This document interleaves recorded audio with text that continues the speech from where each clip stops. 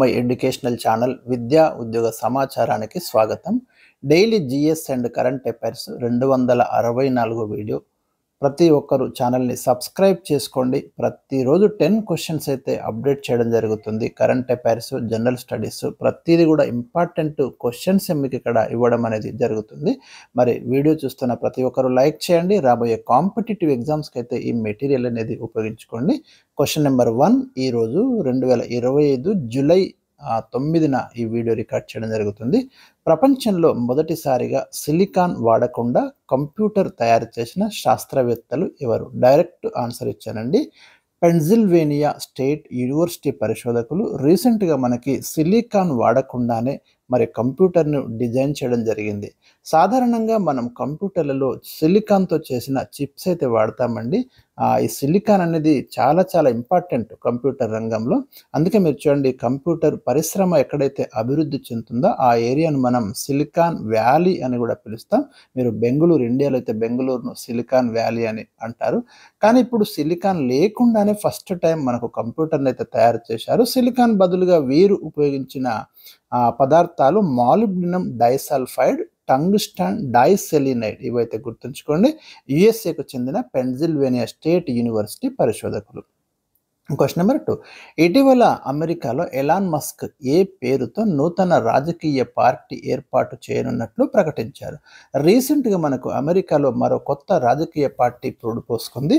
The American party పేరిట నూతన రాజకీయ పార్టీని ఏర్పాటు చేయబోతున్నట్టు ఎలాన్ మస్క్ తన ఎక్స్ పోస్ట్ ద్వారా తెలియజేయడం జరిగింది. మరి ఇప్పటికే అమెరికాలో మనకు 2 ప్రధానమైన పార్టీలు ఉన్నాయండి. ఒకటేమో డెమోక్రటిక్ పార్టీ, ఒకటేమో రిపబ్లికన్ పార్టీ.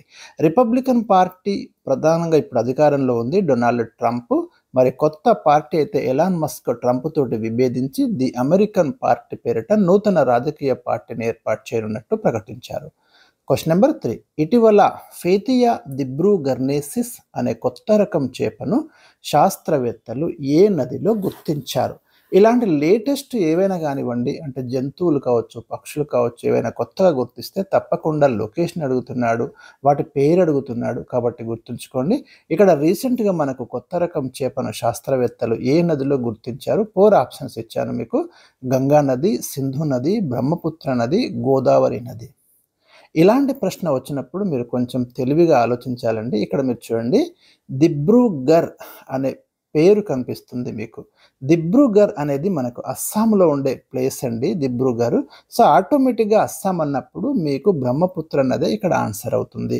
కాబట్టి ఒక్కోసారి మనం క్వశ్చన్ జాగ్రత్తగా చదివితే క్వశ్చన్లో ఆన్సర్ ఉండే అవకాశాలు ఉంటాయి. కాబట్టి క్యాండిడేట్స్ చాలా అప్రమత్తంగా ఉండి ఇలాంటి వాటికి తెలివిగా మార్కులు తెచ్చుకునే అవకాశం అయితే ఉంటుంది. సో రీసెంట్గా మనకు బ్రహ్మపుత్ర నదిలో ఈ కొత్త రకం చేపనైతే గుర్తించారు. దీని తోక సమీపంలో పెద్ద నల్లమచ్చ ఉండడం దీని యొక్క ప్రత్యేకత. క్వశ్చన్ నెంబర్ 4, బ్రిక్స్ దేశాల 17వ శిఖరాగ్ర సదస్సు 2025 జూలైలో ఎక్కడ జరిగింది? ఖచ్చితంగా ఇది ఎక్స్పెక్టెడ్, చాలా ఇంపార్టెంట్ క్వశ్చన్ అండి. గుర్తుంచుకోండి, 1 ఇయర్ దాకా మీకు ఎప్పుడైనా ఎగ్జామ్లో రావచ్చు. మనకు రీసెంట్గా జూలై 6, 7 తేదీలలో 2025లో బ్రెజిల్లోని రియో డిజనీరోలో మరి బ్రిక్స్ దేశాల 17వ శిఖరాగ్ర సదస్సు జరిగింది. Bharat, Russia, India, China, south Africa, రీసెంట్గా మనకు గత ఇయర్ నుంచి కొన్ని కొత్త దేశాలు కూడా యాడ్ అవుతున్నాయి. మీకు మన వీడియోస్లో ఆ లిస్ట్ కూడా ఉంది, ఇంకొక లిస్ట్లో కూడా నేను ఇస్తాను. సో రీసెంట్గా మనకు బ్రెజిల్లోని రియో డిజనీరోలో ఈ బ్రిక్స్ దేశాల 17వ శిఖరాగ్ర సదస్సు జరిగిందండి. ఇక్కడ కీలక రంగాల్లో పరస్పర సహకారాన్ని మరింత పెంచుకోవడానికి వీలుగా BRICS science and research repository స్కీమ్ను అయితే ఇక్కడ అనౌన్స్ చేయడం జరిగింది.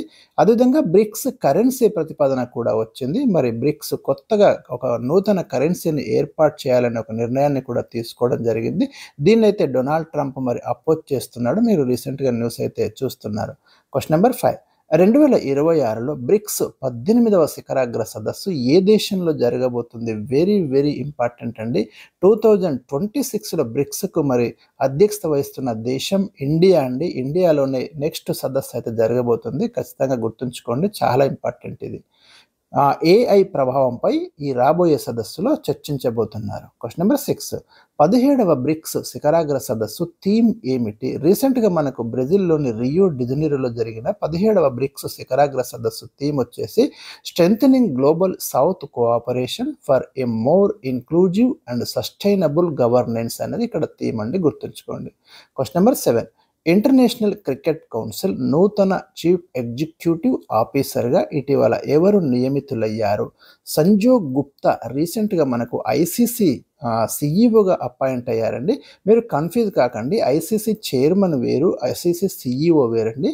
ప్రస్తుతం ఐసీసీ చైర్మన్గా కూడా ఇండియన్ ఉన్నాడు, జైషా ఉన్నారు. Sanjog Gupta also belongs to India, సిఈఓగా appoint కావడం జరిగింది. డిప్యూటీ చైర్మన్ ఐసీసీకి ఇమ్రాన్ ఖాజా ఉన్నారు. ఒక్కొక్కసారి ఇలాంటి ప్రశ్నలు వస్తాయి, చైర్మన్ అడగకుండా డిప్యూటీ చైర్మన్ అడుగుతారు. క్యాండిడేట్స్ అంతా చైర్మన్ గురించి చదువుకుంటారు, డిప్యూటీ చైర్మన్ పోకట్ చైర్, కానీ ఎగ్జామినర్ ఇలాంటి పోకట్ చైర్ వాటి మీద ఒక్కొక్కసారి క్వశ్చన్ ఇస్తాడు. క్వశ్చన్ నెంబర్ 8, ప్రముఖ కవి సినారె స్మృత్యర్థం ఇస్తున్న విశ్వంభర జాతీయ పురస్కారం 2025కు ఎవరిని ఎంపిక చేశారు? వెరీ లేటెస్ట్ న్యూస్ అండి. అస్సాంకు చెందిన నీలిం కుమారును విశ్వంభర జాతీయ పురస్కారానికి ఎంపిక చేశారు. ప్రముఖ కవి సినారె సి నారాయణ రెడ్డి అండి, తెలంగాణకు చెందిన ప్రముఖ సినీ కవి. అదేవిధంగా చాలా అద్భుతమైనటువంటి కావ్యాలు, రచనలు ఉన్నాయి. ముఖ్యంగా తెలుగులో జ్ఞానపీఠ పురస్కారాన్ని పొందినటువంటి రెండవ కవి సి నారాయణ రెడ్డి. ఆయన రాసిన విశ్వంభరకే జ్ఞానపీఠ పురస్కారం కూడా దక్కిందండి. మరి విశ్వంభర పేరిట విశ్వంభర జాతీయ పురస్కారాన్ని ఎవరిస్తున్నారంటే మనకు శ్రీమతి సుశీల నారాయణ రెడ్డి ట్రస్ట్ వారు అయితే ఇస్తున్నారు. ఈ సంవత్సరం 2025కి దీన్ని నీలిం కుమార్కి ప్రదానం చేయబోతున్నారు. Question number 9, internet phone number అవసరం లేకుండానే మెసేజ్ పంపించే సరికొత్త యాప్ బిట్ చాట్ను ఇటీవల ఎవరు అభివృద్ధి చేశారు? రైట్, వెరీ ఇంపార్టెంట్ అండి. ఇలాంటి టెక్నాలజీలో మనకు జాక్ డోర్సే రీసెంట్గా ఒక కొత్త మెసేజింగ్ యాప్ను తీసుకొస్తున్నాడు, బిట్ చాట్ అని. ఇంటర్నెట్ అవసరం లేదు, ఫోన్ నెంబర్ అవసరం లేదు, యూజర్ ఐడి ఏవి లేకుండానే, మెయిల్ కూడా లేకుండానే మెసేజ్ పంపించే ఒక కొత్త టెక్నాలజీ బిట్ చాట్ పేరుతో మరి అందుబాటులోకి వస్తుంది. ఆల్రెడీ మనకి కొన్ని వర్షన్స్లో ఇది ఇంప్లిమెంట్ కూడా అవుతుంది. సో ఈ జాక్ డోర్సే ఎవరంటే మనకు ట్విట్టర్ ఉండే కదా ఇంతకంటే ముందు, ట్విట్టర్ యొక్క సహ వ్యవస్థాపకుడు అండి. ఇప్పుడు ప్రజెంట్ ట్విట్టర్ని ఎలాన్ మస్క్ కొనుగోలు చేసి ఎక్స్గా మార్చడం అనేది జరిగింది. క్వశ్చన్ నెంబర్ 10, లాస్ట్ క్వశ్చన్, ఇటీవల కేంద్ర గిరిజన వ్యవహారాల మంత్రిత్వ శాఖ ప్రారంభించిన ఆది కర్మయోగి పథకం యొక్క ముఖ్య ఉద్దేశం ఏమిటి? వెరీ ఇంపార్టెంట్ అండి. ఇలాంటి స్కీమ్స్ దేశవ్యాప్తంగా గిరిజన సంక్షేమ పథకాలను పటిష్టవంతంగా అమలు చేయడానికి క్షేత్రస్థాయిలో అధికారులకు శిక్షణ ఇవ్వడం కోసము రీసెంట్గా మనకు కేంద్ర గిరిజన వ్యవహారాల మంత్రిత్వ శాఖ ఆది కర్మయోగి అనే స్కీమ్ను అయితే తీసుకురావడం అనేది జరిగింది. ఈ కార్యక్రమాన్ని తీసుకురావడం జరిగింది. సో ఇవి నేను ఈరోజు మీకు ఇచ్చినటువంటి లేటెస్ట్ కరెంట్ అఫైర్స్. మరిన్ని ఇంపార్టెంట్ అప్డేటెడ్ కరెంట్ అఫైర్స్ కోసం ఈ ఛానల్ని కంటిన్యూగా ఫాలో అవుతూ ఉండండి. తప్పకుండా మీకు నాణ్యమైనటువంటి కంటెంట్ అయితే అందించే ప్రయత్నం నిరంతరం జరుగుతుంది. Thank you for watching.